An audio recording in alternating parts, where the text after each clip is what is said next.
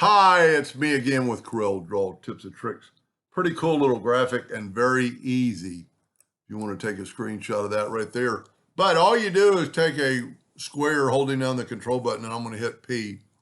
And I'm going to grab my shape tool and just bring in that corner, all the corners a little bit. Now I'm going to make it something easy to remember, so I'm going to make it 12 inches. Then I'm going to take a ellipse and make it 6 and hit P. And then actually select them both and hit B. Now, normally I copy this, but I've just recently Control D and then just thought about holding down the control button and mirroring it. Control G to group it, Control D to duplicate it, and rotate it 90 degrees. That's all you need to do. Take your virtual segment delete key and delete this one line. Now, I'm going to, as always, I'm going to group this together, Control G, so I can get it out of the way in just a second. I'm going to use a different color this time. Let's use that dark blue. And now I'm going to go ahead and get my item out of the way.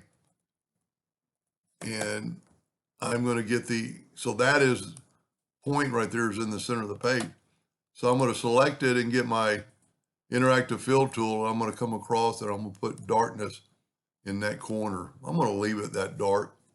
Control D, alternate C to rotate it 90 degrees. Control D, and that's all you have to do to get that look. This would almost be a good one to clone, but I've done enough clone videos because you could put some other colors in there and it makes it look like it's kind of going into the bisque. Anyway, I hope that helped a little bit somebody someday, and thank you for watching.